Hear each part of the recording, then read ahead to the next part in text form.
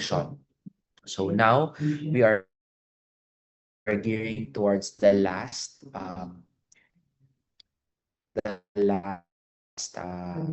part, which is about regulation. So how do we regulate breathing?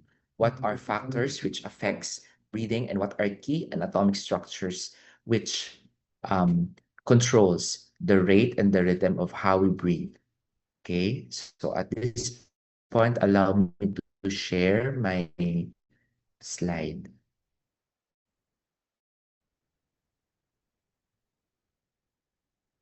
Sure. Okay, before we start this lecture, I would like to congratulate everyone. You all had good grades during your quiz last time.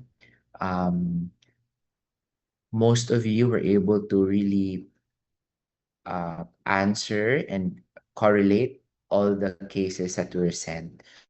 So you will use all those chapters natin, especially on our last part, wherein we're going to sort of have a summary of everything that we learned and apply all our learnings into the different clinical cases, different clinical scenarios in physiology, or those patients presenting with hypoxemia. So for this morning, we're gonna discuss about the regulation of breathing. So, but before we start to discuss about how we regulate breathing, let us first look into this case. So our discussion will be anchoring on this case, and at the end of our discussion, we hope that we'll answer some questions and understand more the pathophysiology of this case. So we are presented with a 24-year-old healthy medical student from Davao City who joins a 3-day climb of Mount Apo. At sea level, he has noted to have no symptoms. So this patient has no cardiopulmonary disease.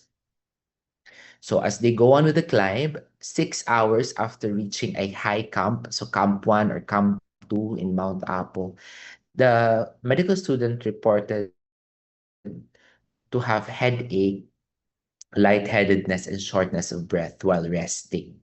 At this point, he also noted that he is breathing rapidly and deeply.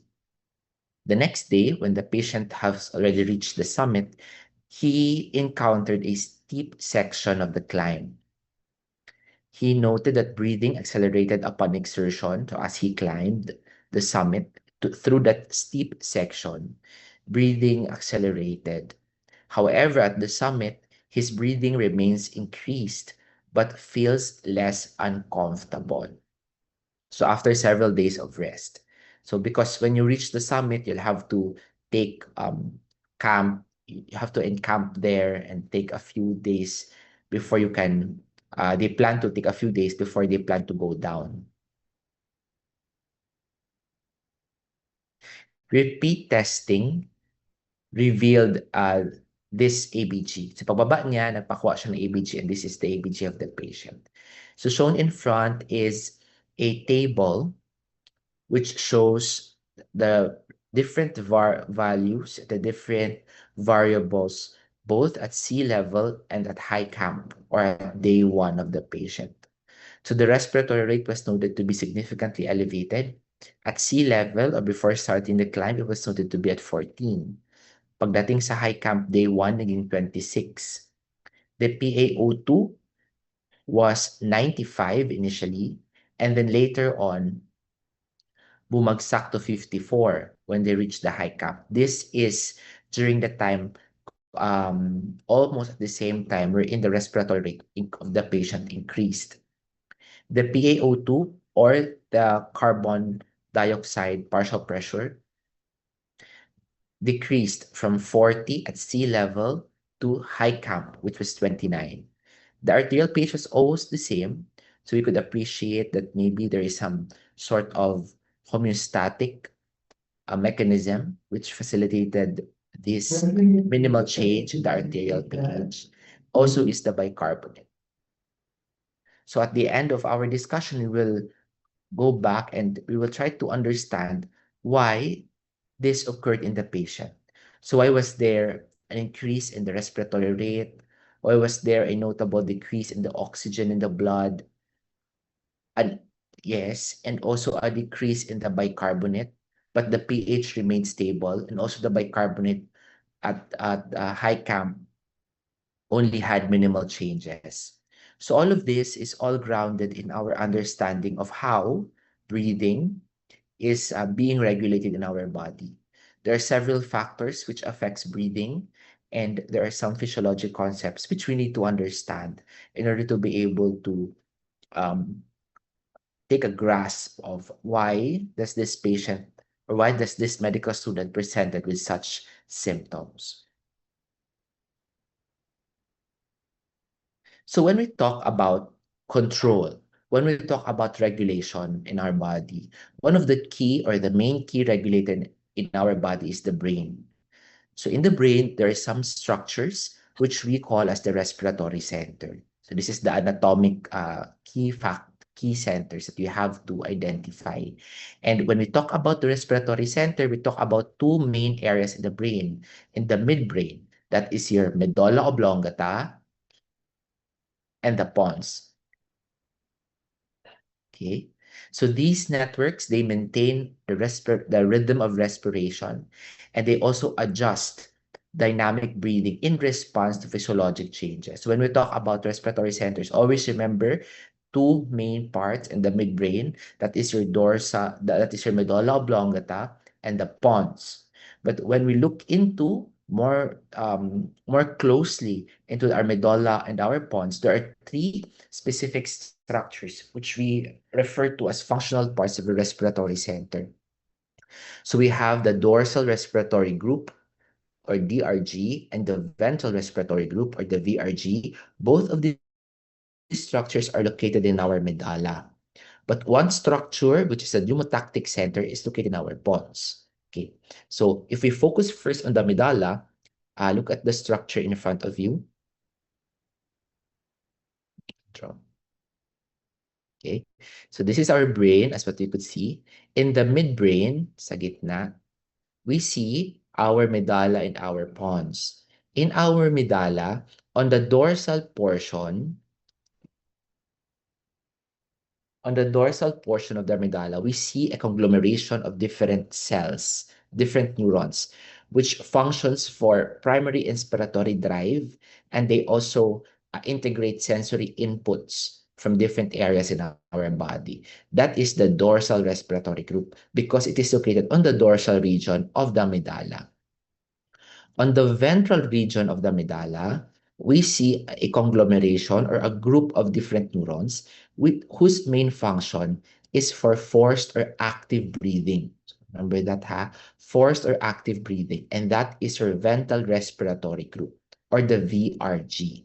So these two structures, the dorsal respiratory group and the ventral respiratory group, are found in our medulla oblongata. So we will go and look into each structure in a while. In the pons, we have another structure. So here in the pons. This is the pons. The pons is above the medulla, but still located in our midbrain. So in the pons, we see the P. Remember, pons, P, the pneumotactic center. So that's how you remember it. Pag may P, that's on the pons.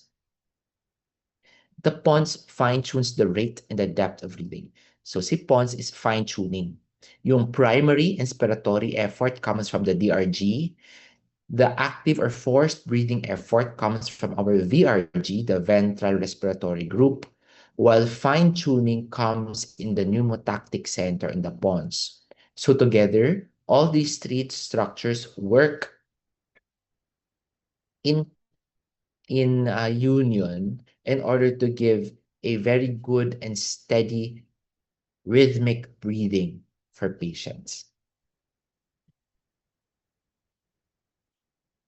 Okay, so now let us look into each of these structures for us to be able to really understand it more. Sorry.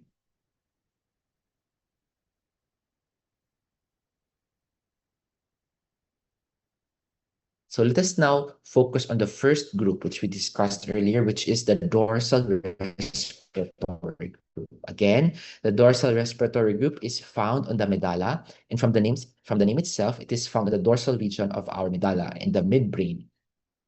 In the dorsal respiratory group, most of the neurons which are responsible for breathing are located within one specific structure, which is the nucleus of tractus solitarius, so the NTS. Okay, remember that. So again, in the dorsal respiratory group is a conglomeration of different neurons. And in that conglomeration of different neurons, we see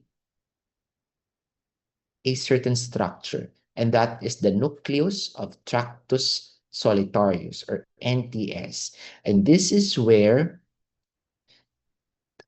our vagus nerve, cranial nerve 10, and our glossopharyngeal nerve, cranial nerve 9, conglomerate.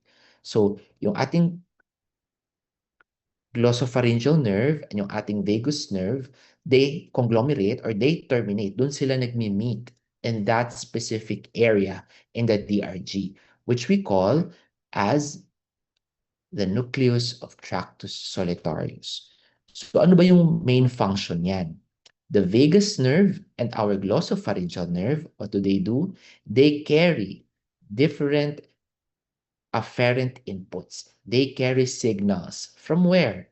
From our peripheral chemoreceptors, which we will discuss later, the bioreceptors, our lungs, and the receptors in the liver, pancreas, and GI tract. So basically, the brain, di ba? Alam natin ang brain is like a command center. So the cranial nerve 10 and the cranial nerve 9, sila yung nagto-terminate at that specific area. And along with the termination, yung dinadala nilang signals are from the lungs, no, yung pulmonary stretch receptors natin, and yung Hearing-Brewer reflex, which we will discuss later. Yun yung mga um, yung airway kasi natin is innervated by the vagus nerve. So, ang nadadala niya na signal ay yung mga irritants, presence of irritants in the airways.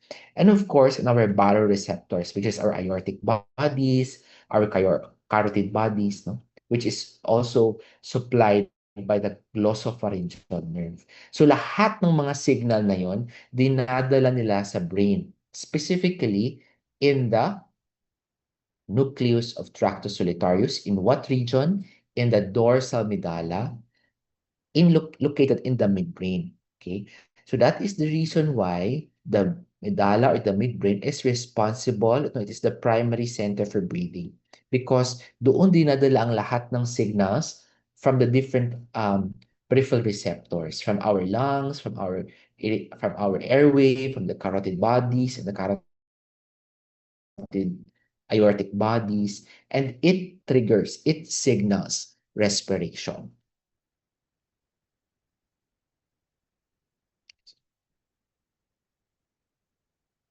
So, paano ngayon yung pag-fire ng signal natin? We have to understand that the firing of our signal, so once our DRG and our VRG, they are stimulated by different signals from our nerves, they secrete signals. Okay? So, paano ba sinisecrete yung signal na yun? Is it secreted continuously or paputol-putol?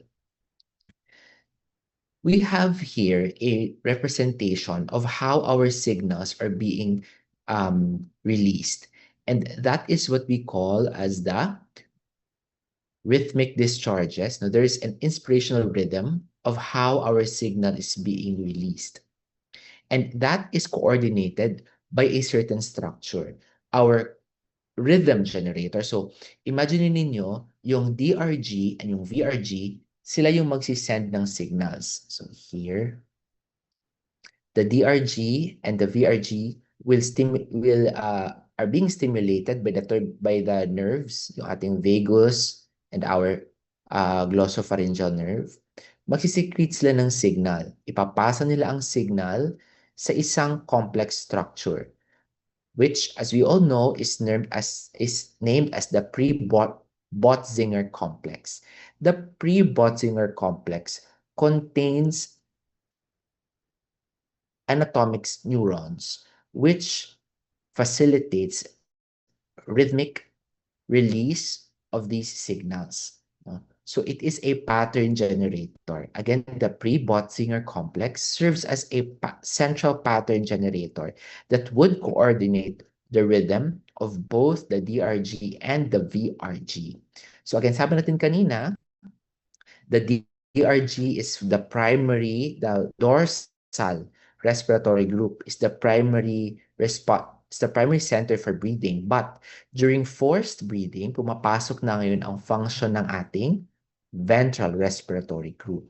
So how do this, no, pagsabay na sila nagfa-fire, it is the responsibility of the pre-Botzinger complex to consolidate this signal and release it in a firing manner.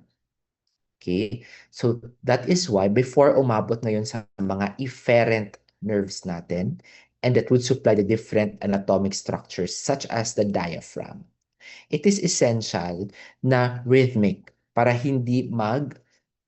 ang contraction ng ating diaphragm would also be in rhythms, hindi magkakaroon ng muscular spasm. Okay? So that is the main function of the pre-Botzinger complex. So again, may gumagawa ng signal, may nag-regulate ng signal, which is the pre-Botzinger complex.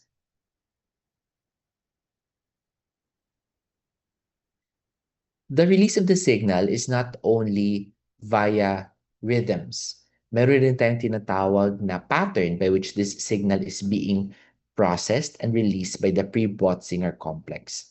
And that is what we call as the ramp signal. So what does this mean? This means that when the dorsal respiratory group is being stimulated together with the ventral respiratory group, they send their signal to the pre-Botzinger complex, and this pre-Botzinger complex does not only release it in a in a um in a rhythmic pattern, it also releases it in a specific manner of releasing a signal, which is in a ramp signal pattern. So paano nangyayari yun? Initially, the signal is being released in a weak muna ang signal na nilalabas, and then it would increase steadily in a ramp manner. So hindi siya biglang taas agad, no? So mahina muna ang signal from the Botzinger complex, then dahan-dahan siyang aakyat for 2 seconds during normal respiration, and then it will cease abruptly for 3 seconds. Why? Because the body needs to have a switch. I-off niya yun to facilitate expiration. That is why when you breathe, di ba? You breathe, inhale, paakyat, and then stop to facilitate expiration. So this is during the time na yung when we correlate it doon sa ventilation, it is during that time that the inspiratory off switch is turned off, na nagkakaroon na ng passive recoil of muscles kasi nawawala na yung signal of the muscles to contract. 'Di ba? If matandaan natin, if we correlate this to our first lecture, when we breathe, ano nangyayari? The diaphragm contracts, the intercostals contract, allowing for the change in the thoracic cavity, in the thoracic cage. And where does this signal come from? The signal comes from the brain, specifically in the pre-Botzinger complex.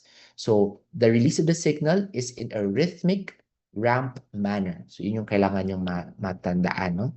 Slowly, initially, and then it will increase steadily for 2 seconds during normal inspiration, and then when it is time to exhale, it will stop, switch off, and then passive expiration now.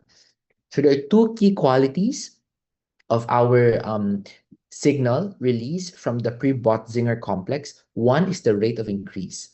There is initially slow but steady increase, and then there is what we call as a threshold where the ramp would suddenly terminate. Why? To facilitate passive expiration. So again, correlate this with our lecture on ventilation. No? The signal which allows the diaphragm to contract and all the intercostal muscles, they are all from the pre-Botzinger complex.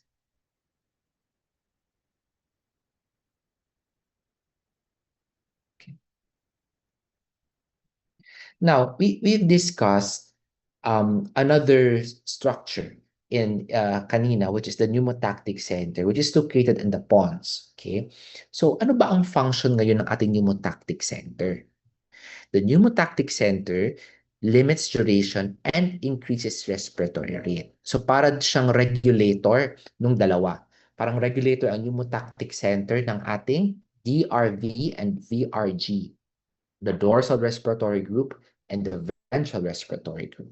So where is it located? The pneumotactic center is located in the P pons. And specifically, it is located in the nucleus parabrachialis on the upper pons. Remember that anatomic structure. The primary mechanism of the pneumotactic center is it serves as the switch-off point of the inspiratory ramp signal, and it limits inspiration, which secondarily increases the overall rate of breathing. So again, the pontine is the control of the respiration. If we go back here, ang may responsibility to switch off the initial ramp signal is the pons. Okay, so both the inspiration is a function of the DRG and the VRG, and then it is minomodulate or regulate ng pre-Botzinger complex to be released in a rhythmic and ramp manner. But when the critical threshold is reached, the pons would activate the switch off button. That is the main work of the pneumotactic center. Okay, so as what you could see here, there is a graph in this figure which shows you the inspiratory switch off point. No? So there is a steady inspiration, slow at first, and then steady for 2 seconds. And then once the pneumotactic center would switch it off, terminate to allow for breathing. Sabi natin kanina, it is the work of these three structures, including the pre-Botzinger complex, which facilitates rhythm and allows both inspiration and expiration. So let's just go back to our ventral respiratory group again. With the dorsal respiratory group, the ventral respiratory group also functions in inspiration and expiration. It is still located on the medulla oblongata, but it is on the ventral area. So a part of the ventral respiratory group houses the pre-Botzinger complex. Yung pre-Botzinger complex kasi, it is a group of neurons which is located on both the DRV and in the middle siya, overlap siya. So may mga areas of the pre-Botzinger complex that is located on the dorsal respiratory group. Meron din siyang mga neurons na located na sa region ng ventral respiratory group.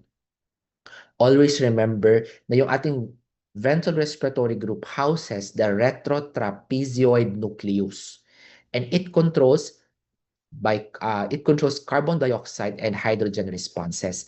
That is why ang main function ng ventral respiratory group is for powerful expiratory signals. If we already need breathing na parang hindi na siya normal breathing or quiet breathing, doon na pumapasok yung signal from the ventral respiratory group. Okay? So we have both neurons on the ventral respiratory group, which is responsible for inspiration, at meron din tayong expiratory, VRG. So, di ba, meron always, when we go back to our ventilation, merong difference yung quiet respiration and forceful expiration, di ba? May certain muscles na ginagamit lamang natin if we would want to activate forceful inspiration, and yun yung ating mga scalene muscles sa neck. And kapag we would want also to breathe and have a forceful expiration, we also have different group of muscles na nagfa-function doon. Yung ating abdominal muscles, pumapasok na siya, as what we have discussed in the past few weeks. This signals which activates those muscles whenever we need forceful expiration is from the ventral respiratory group. So yan ang kanyang main function. Both from the dorsal and the ventral, they function in inspiration and expiration, but the ventral respiratory group, mas nagpa-function lang siya when we would need additional power in breathing or when we would want to increase ventilation. Okay? Ayan. So before we proceed, are there any questions with the work of our dorsal respiratory group in congruence with the dorsal respiratory group tapos fina-facilitate ng pre-Botzinger complex, and then the release of the signal, which is rhythmic and in a ramp fashion, and then the inspiratory off switch as a function of our pneumotaxic center. Are there any questions in this part muna?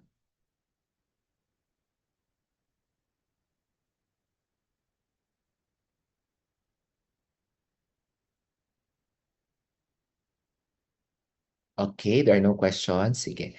Um, I'm so sorry guys kasi hindi naka-zoom. Hindi kasi hindi kasi ano ang aking Zoom. Can we move to the original na Google Zoom link? I'll just available yung link.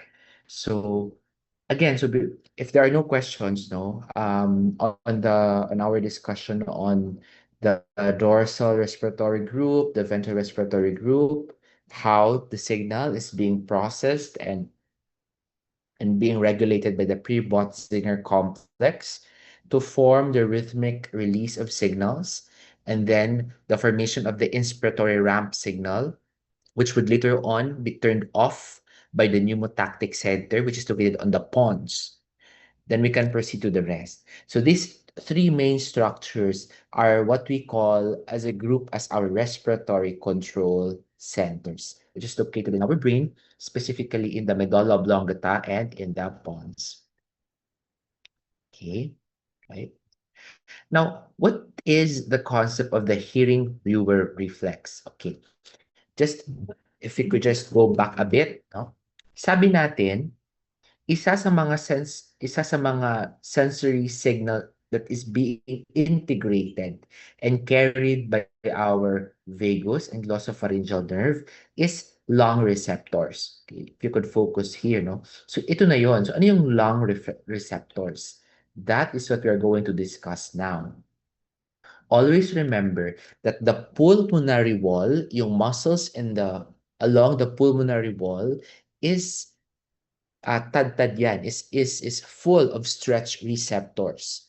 And these stretch receptors supply or carry signals through the vagus nerve. So it's what we call as the vagal afferents, vagus nerve, cranial nerve 10, which terminates where? In our dorsal respiratory group, specifically in what structures do they all converge or terminate? In the nucleus of Tractus solitarius. Okay. So ano ang main function ng tinatawag natin na Hering-Brewer reflex? It is a reflex. It is a protective feedback loop to prevent lung overinflation. Ibig sabihin, our body uses this reflex so that our lungs would have its sort of regulatory way to prevent overinflation.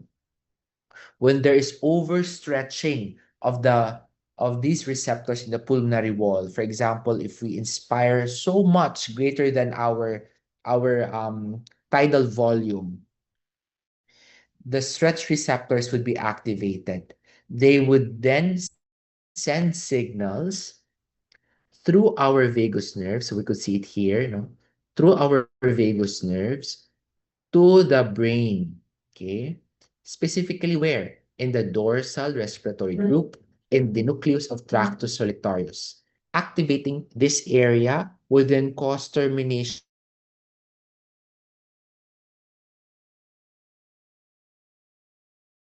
of our respiratory to hindi ang pons. Kasi baka malito kayo, switch off man daw, Doc. So is it the pneumotaxic center? No.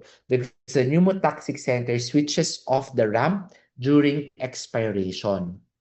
Ito, during inspiration pa lang tayo. So when the body tries to inspire so much na sobrang dami na ng volume ng lungs, the stretch receptors would be activated, no? Sort of a red signal that there's overstretching of the lungs already.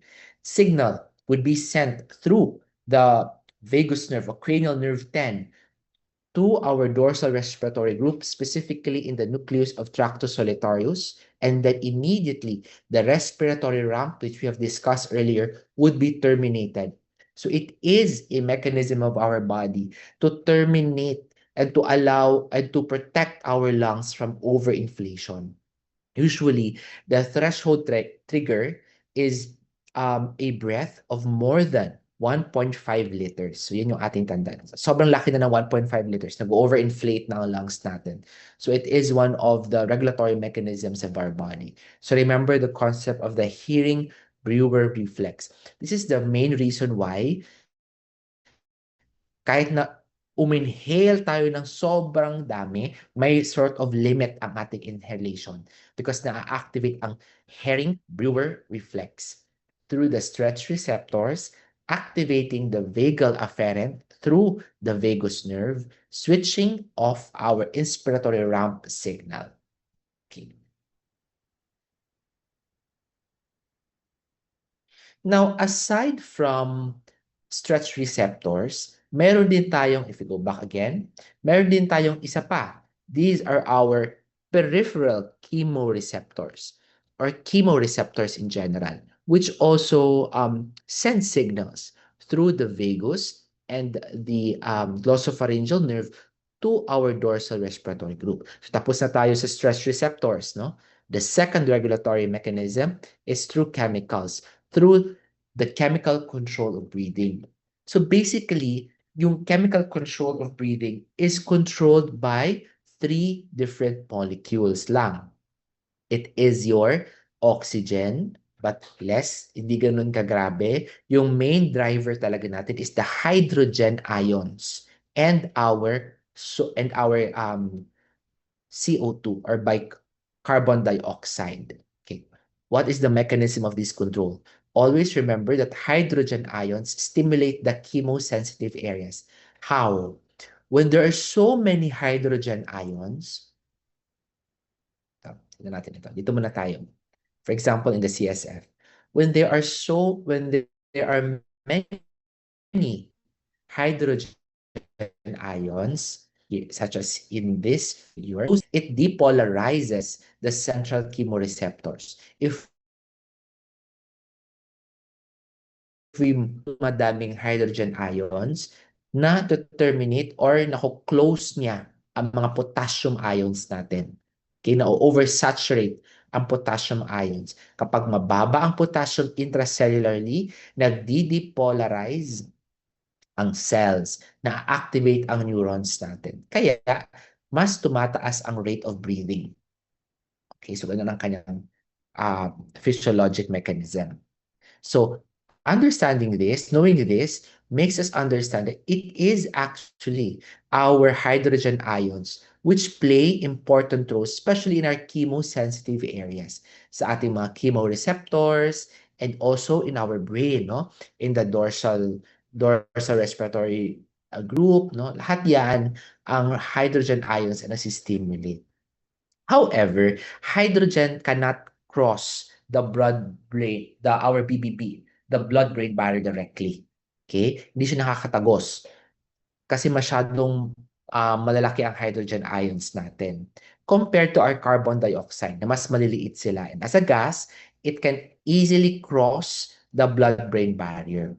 So, indirectly, si bicarbonate, si carbon dioxide ang nagdadala ng madaming hydrogen ions indirectly, no? And it affects our chemoreceptor. So paano yun, Doc? So kapag nakapasok na, so again, in our arterial supply, hindi nakakapasok, no? Hindi nakakapasok si hydrogen ions. But nakakapasok si carbon dioxide. So carbon dioxide can cross the blood-brain barrier. In the CSF, remember na may mga may mga changes, no? It's a chemical formulation natin. When carbon dioxide combines with water in the CSF, naka-form siya ng carbonic acid. Now, carbonic acid can be degraded into two: hydrogen ions and your bicarbonate na kinikip naman ng ating mga red blood cells. So it is through this mechanism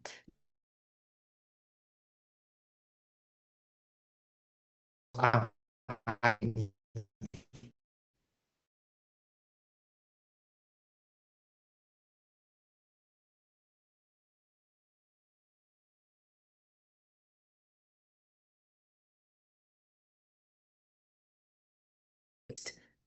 hydrogen ions in the CSF, there is decrease in CSF pH. Nagiging acidic ang ating CSF. And with the increase of our hydrogen ions comes the depolarization of our central chemoreceptors, hence causing the increase and the depth of breathing. So, kailan natin ito nakikita? For example, kapag ang mga pasyente, clinical correlates, kapag ang mga pasyente natin is very acidotic, yung acidotic breathing, masyadong acidotic ang patient natin, mataas at madami ang carbon dioxide in the blood. It can cross the blood-brain barrier. Inside the CSF, your carbon dioxide can be converted into carbonic acid, which would later on is degraded to hydrogen and bicarbonate. So when there is an increase in CSF hydrogen ion concentration, there is a decrease in CSF pH. Nagiging acidic ang CSF. And this activates the central chemoreceptors, causing the patient to increase the rate of breathing and also the depth of breathing. Nakikita niyo yan, mas um, punga ang pasyente. So mas lalom ang pagginhawa and mas paspas ang ilang pagginhawa. That is basically because of the decrease in CSF pH brought about by the increase in your CSF hydrogen ion concentration. So it is the medullary works. Yun yung medullary networks. Yung tinutukoy natin na medullary networks, yan na yung DRG, VRG, tapos yung ating Ribot-Zinger complex to stimulate and increase ventilation and increase CO2 expiration. Okay? But aside from our sodium dioxide and our hydrogen ions, the oxygen also has an effect on the brain respiratory centers. Doon sa ating DRG, VRG, doon sa ating respiratory control centers. Normal or mildly reduced na PaO2, yung concentration ng oxygen, little lang ang kanyang effect on ventilation. But when there is already marked hypoxia, so ano yung marked hypoxia po, Doc? That is, if the PaO2 is already less than 60 mmHg, yung nakaka-detect naman noon is yung carotid bodies natin. So your carotid body is the primary O2 sensor. Always remember that, no? It's their primary O2 sensor. So if yung ating hydrogen and carbon dioxide, yung ating main sensor is nasa CSF, nasa central, nasa brain natin, yung ating mga peripheral sensors, peripheral chemoreceptors, they are specifically our carotid bodies. They are basically O2 sensors. Sila yung nakadetect ng oxygen natin. Well, it makes sense. Why? Saan ba nakakonect ang ating carotid artery? It is on the aorta. So expected yan na yung aorta natin from the lungs, no? Pumapasok yan sa heart natin. Yung pumapasok sa ating aorta is oxygenated blood. So doon din nakalagay yung ating regulator sa carotid bodies natin. Para kapag masyadong mababa ang oxygen, nadedetect agad ng ating body. Okay? Now, ano ang afferent ng ating carotid body? We will discuss it again later, specifically yung carotid bodies natin. It is our glossopharyngeal nerve. Diba? Sabi natin kanina, yung afferents natin sa ating respiratory centers are two nerves, the vagus and the glossopharyngeal. Sa ating carotid body, which is our primary O2 sensor, our afferent signal to the medulla is through our glossopharyngeal nerve. Then pupunta sa NTS, which is the nucleus of Tractus solitarius, which is the main site of our dorsal respiratory group. So, kapag na-activate yan, it will increase the output of signals to our inspiratory muscles, increasing respiratory drive and depth of breathing.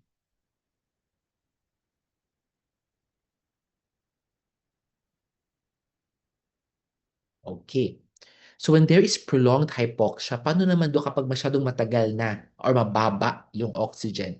So it can depress the CNS or medullary neuronal function, causing reduced respiratory drive, confusion, and eventually apnea. So kapag masyadong mababa, typical example, kapag nasakal ang pasyente. So, nalalock off ang oxygen, okay, dito sa may leeg natin, di ba? So, initially the carotid body will fire to the DRG to breathe, no? So mag-i-increase ang signal. So magkasakasa ang pasyente, magpunga-punga siya. However, kapag prolonged ang hypoxia o sobrang tagal na nakasakal ang pasyente, ano nangyayari? Nagkakaroon ng depression sa CNS.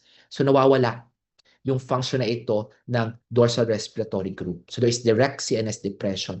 And basically, mawawala din ang respiratory drive ng pasyente. So muna makuyapan na and then mamatay. So that is the main principle of yung hanging or yung pagsakal sa pasyente.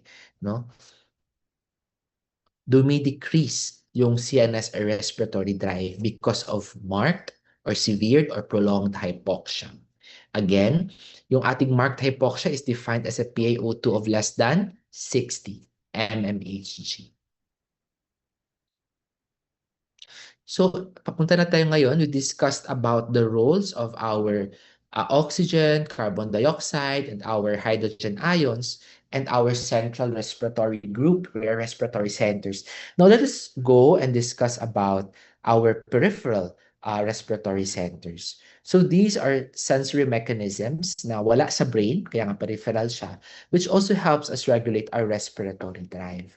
So, anatomically, these chemoreceptor systems are located on the carotid bodies and on the aortic bodies. Iba-iba din siya ng mga nerves, no? Yung ating carotid bodies, ang kanyang afferent nerve pass through the nerves of Herring, the Herring nerve, through cranial nerve 9. Cranial nerve 9, si carotid bodies, papunta sa dorsal root ganglion. Okay, same pa din, nucleus of tractus solitarius. Whereas our aortic bodies, the afferent pass through cranial nerve 10, which is the vagus nerve, and then papunta sa dorsal respiratory group, papunta sa nucleus, the nucleus of tractus solitarius. So paano sila naging effective na chemoreceptor centers? It is because of the presence of several oxygen-sensitive cells in these areas. And that is what we call as the glomus cells, no? Yung mga oxygen or O2 sensitive cells, we call them as the cells of glomus or glomus cells, which are primarily located in our carotid bodies and in our aortic aortic bodies. So these cells, they are very sensitive. So basically, ang role lang nila, they're O2 sensitive. So kapag bumababa, para silang mga uh, tawag nito, they are bodyguards, no? Kapag napapansin nila na bumabagsak ang oxygen concentration, more specifically kapag bumabagsak ito than 60 mmHg, they will fire through their afferent nerves. Again, remember, carotid bodies located on the carotid artery, nerves of Herring, cranial nerve 9, papunta sa dorsal respiratory group to the nucleus of tractus solitarius. Whereas your aortic bodies located on the arc of the aorta, aortic arc, no? They are being supplied. Meron din siyang glomus cells, but ang kanyang afferent nerve is your cranial nerve 10. And then it will send its signals to the nucleus of tractus solitarius. Again, our peripheral chemoreceptors are primarily arterial oxygen sensors. So they are more sensitive to oxygen and they detect critical changes in blood oxygen level, which as we define is a PaO2 of less than 60 mmHg. And this would send signals to our brain through the different afferent pathways to rapidly adjust ventilation. So what happens during the concept of acclimatization? So acclimatization, parang it's another word which also means adaptation. So our bodies adapt. No? As what we have discussed, I think in the concept of diffusion, sabi natin, isa sa mga pinaka main factors which affect diffusion is the O2 pressure, the oxygen pressure, and it is affected by the altitude. Again, we will go back sa topic na ito tomorrow, but the altitude, the changes in O2 pressure in different areas and different altitudes affect the diffusion of air. So, in the physiologic cascade, initially, kapag, di ba sabi natin, bumababa ang oxygen concentration sa atmosphere, bumababa ang diffusion. Okay? And it is detected by our body through our oxygen sensors. Ano yung oxygen sensors natin ulit? Our carotid bodies and our aortic bodies.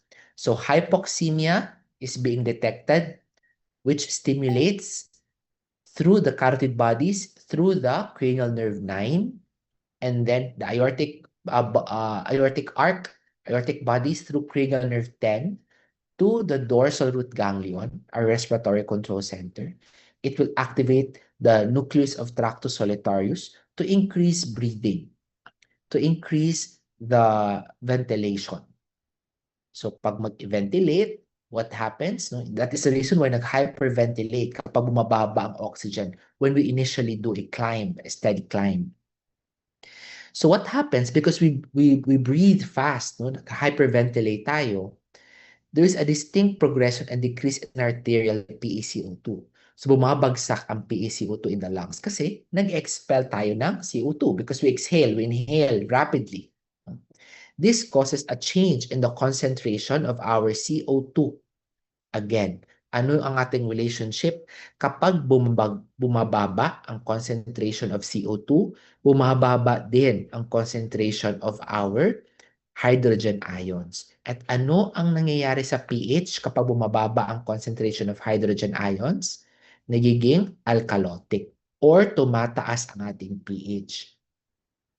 So, when there is hyperventilation, there is decrease in arterial PaCO2. And this leads to respiratory alkalosis. Nagiging base, nagkakaroon ng change in acid sa ating lungs.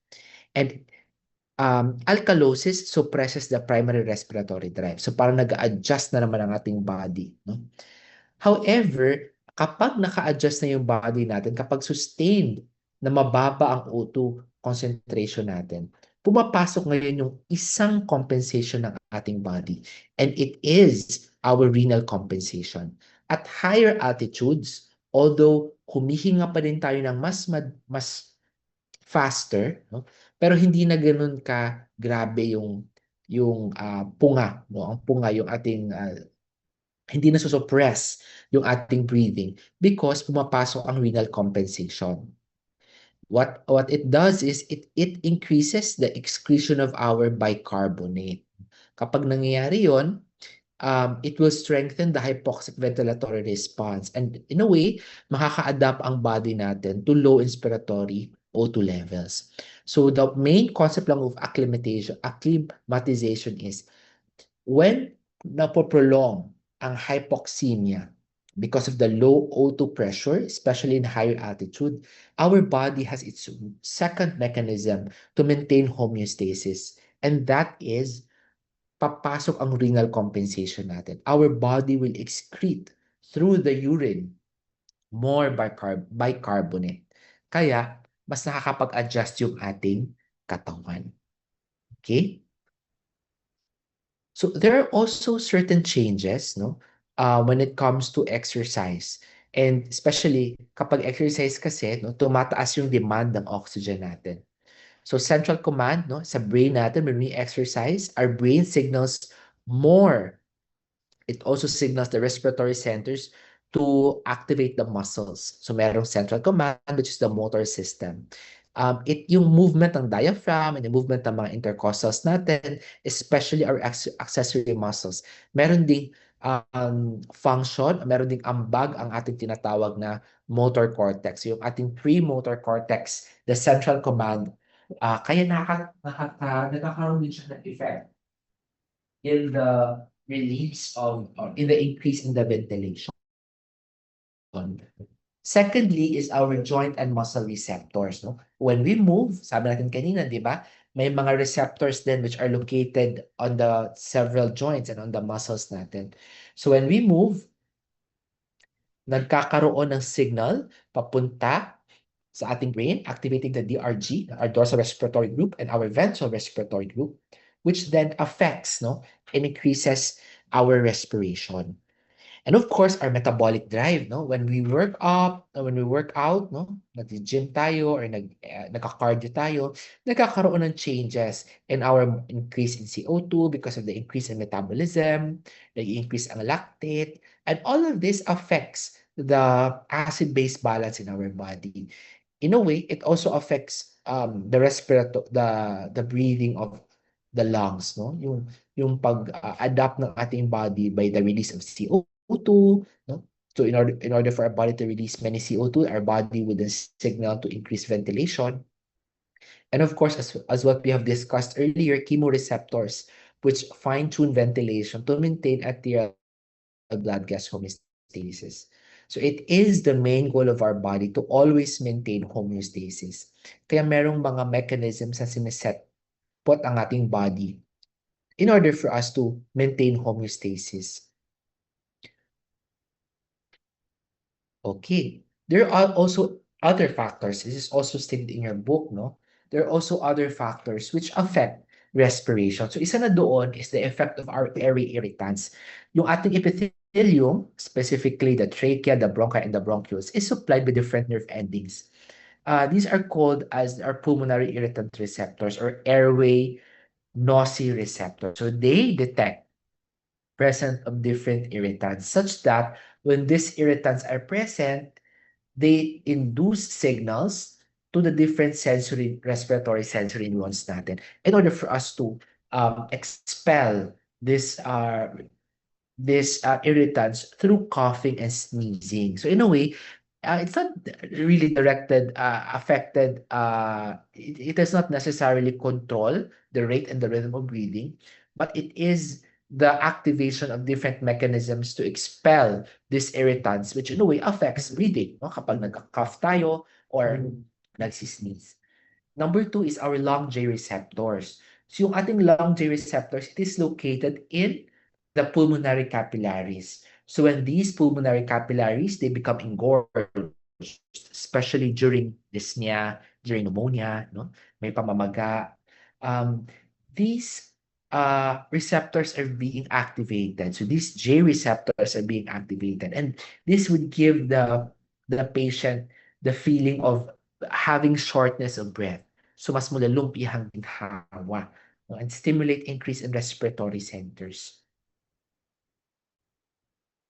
Number three is brain edema. So common ito if we have patients with stroke na namamaga or may bleed ang utak, no? What happens is basically the anatomic structures are being naiipit sila, no? The edema causes inactivation or depression of the respiratory centers when there is compression. So kapag may fluid collection such as in cerebrovascular bleed, or when there is hydrocephalus, our midbrain is very sensitive to compression, such that when the network of neurons in the DRG and the VRG, they are being compressed, nade-depress ang kanyang function. So, bumababa, no, yung kanyang firing capability. So, nawawala yung respiratory drive ng ating pasyente. Of course, meron din yung mga drugs natin, yung ating anesthetics, opioids, and sedatives. They affect the brain in a way that it would decrease CO2 responsiveness and hypoventilation. And of course, periodic breathing, no? Yung ating different types of breathing, yung periodic breathing natin, which is present in different disease entities. It could also affect the respiration kasi nababago yung ating breathing pattern. So always remember our takeaway for this slide is that breathing is shaped by airway reflexes. It is shaped by presence of pathophysiologic processes in the airways, such as lung congestion, and also by different external factors such as presence of drugs like anesthetics, opioids, and sedatives. Also by brain functions, like for example, if there is organic brain damage, in cases of stroke and hydrocephalus, it could depress the respiratory drive of the body and also sleep and cortical control. So again, let's go back to the case na no, yung ating med student who presented with dyspnea as he would climb into the mountain. So if we could correlate everything that we've learned today, initially, no, when the med student climbed to a higher level, bumababa ang inspired O2, bumababa ang PaO2 natin. So it is significantly low as less than 60. So ano na nangyayari? The carotid bodies detect, being our peripheral O2 sensor, the carotid bodies detect through the glomus cells this level of hypoxemia in the blood. And carotid cells, through what nerve? Cranial nerve 9, the glossopharyngeal nerve, it would send its signals to the midbrain, specifically in the medulla oblongata, in the nucleus of Tractus solitarius, in what conglomeration? Our dorsal respiratory group. No? And then what it would do is it would activate or increase the rate and the depth of breathing. So it would activate increase in ventilation. That is why, if you would go back to the table earlier, there's a note of an increase. No? There's an increase in the respiration of the patient. And what do this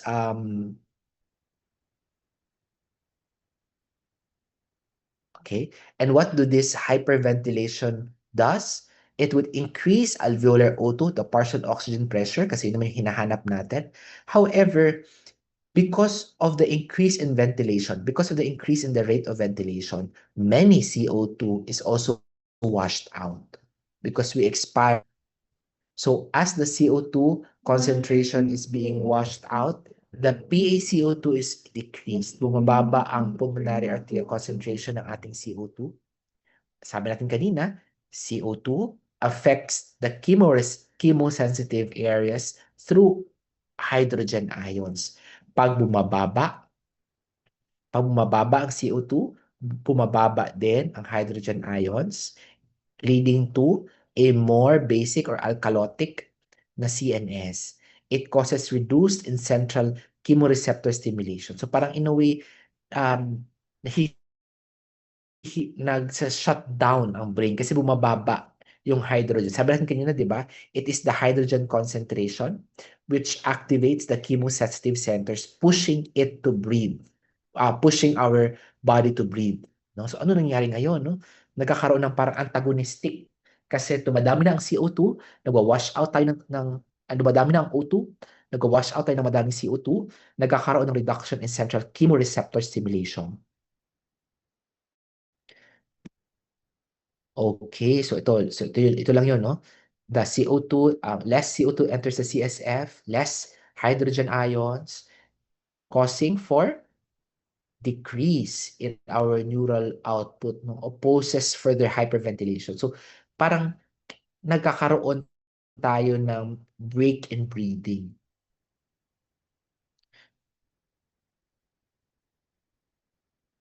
Okay. So basically, so nangyayari lang, no, the neural feed would move it forward, no? Magpo-push lang tayo ng increased ventilation, pero meron pa din tayong feedback na stop because bumababa ang ating PaCO2. So kaya umi-increase ang ventilation. And dito na ngayon pumapasok, so ito na yung sustained muscle network, tumataas yung ating mga sabi natin kanina, no? Tumataas yung mga CO2 products natin, hydrogen, and the temperature. So it is the active metabolic metabolism natin, no? Which augments the respiratory drive. So, it will increase further our respiratory drive. Kasi kahit na mabababa ang CO2 natin, because we continuously move paakyat sa mountain because it was steep, no? Our body continues to produce more CO2, more hydrogen ions. So, it again sorts of goes and sends signals to our respiratory centers, increasing respiratory feedback. So kahit merong CO2 na nagsasabi na decreased breathing because nagka-supply ang ating muscles through movement na increased hydrogen ions, nagkakaroon din ng increase in our respiratory center, further increasing the respiratory drive. And ultimately, kahit na mababa ang ating PaO2, because nagkakaroon tayo renal compensation, mas bumababa, no? The renal compensation is the increase yung ating central inhibition. So, mas napupush pa yung ating brain na huminga kahit na mababa na ang ating uh, PCO2 sa ating body. Okay? And this is the main reason why nagkakaroon tayo ng acclimatization. So stronger hypoxic ventilatory response sorts of increases or improves the PaO2 and increasing ventilation. Okay, so to sort of summarize lang, when there is persistent hypoxia, it continues to drive the different adaptations of our body. And one of these adaptation is renal bicarbonate loss. No? Nagkasikit tayo ng maraming bicarb. Because of this, nagkakaroon ng increase in, nagkakaroon ng less in central inhibition at nagkakaroon ng mas mataas na hypoxic ventilatory response, causing our body to increase and still breathe, no? Increase our respiratory work. So a sort of summary for our lecture for today. Today we were able to discuss the different regulations in breathing, the different key anatomic structures which affects breathing. The brain stem is the respiratory and its respiratory network generates the rhythm of our breathing. And it is the pre-Botzinger complex, which is a key inspiratory rhythm generator. Our dorsal respiratory group integrates the sensory input, while the ventral respiratory group is being recruited if we would need increased ventilatory demand. These signals through the pre-Botzinger complex causes the development of an inspiratory ramp, which creates smooth breathing. So this drive activates the diaphragm during inspiration. However, at certain point, because we would want or we would need to do exhalation, it would be switched off to allow passive expiration through our what structure? Through our pneumotaxic center, which is located in the pons. Several components, several molecules affect um, the chemical regulation of breathing, and one of them is our carbon dioxide, which can readily cross the blood-brain barrier when it reacts with water, forming carbonic acid, which is later on degraded to hydrogen ions, and bicarbonate. It generates more hydrogen ions in the CSF. More hydrogen ions in the CSF decreases the CSF pH, which would then stimulate central chemoreceptors to increase ventilation. In instances when there is already low O2, it stimulates breathing to our peripheral chemoreceptors, which is our carotid bodies and aortic bodies located in the carotid artery and in the aortic arc respectively. And these structures are being supplied by the cells of glumos, which can detect low PaO2. Significant low PaO2 is less than 60 mmHg, and this sends signals via our cranial nerves 9 and 10. So the carotid body sends signals through carotid 9, while our aortic body sends signals through carotid 10. To carotid 10, to cranial nerve 10. They would then send signals to the dorsal respiratory group, specifically to what area? The nucleus of Tractus solitarius, which would then activate the medullary respiratory centers. Aside from our peripheral and central chemoreceptors, there are also several receptors located in the peripheral region. So we have the pulmonary stretch receptors, which activates the Hering-Brewer reflex, which in a way sorts of protects our lungs from overdistension. It facilitates the sending signals through cranial nerve 9, still through our medullary pathways. There are also airway receptors and pontine respiratory circuits, which all modify inspiratory duration, depth, and timing of breathing. Breathing is being affected by different physiologic demands, one of which is exercise, which causes central command of breathing in the brain through the muscles, muscle feedback through the release of several metabolic products such as bicarbonate, such as hydrogen ions and lactate, affecting breathing, and metabolic signals. Chronic hypoxia also causes acclimatization, strengthening ventilation over days. One key example is in our case, wherein the patient or the med student climbed through greater heights through Mount Apo, where there already is significant lower pressure of O2. This then leads to increase in ventilation, which initially affects or decreases negatively breathing through secondary to decrease in carbon dioxide washout. Now, there are several mechanisms through exercise, through the release of several metabolic function, and several metabolic adaptations, such as the release of more bicarbonate of the renal system, which stabilizes and promotes homeostasis, still allowing us to increase our respiratory drive despite this low oxygen concentration. And this would then strengthen ventilation over days. Okay, so that would be the end of our lecture. Are there any questions as of now on the topic for today on the regulation of breathing? Are there any unclear areas specifically on how our respiratory center works, how the peripheral center works? Are there any questions?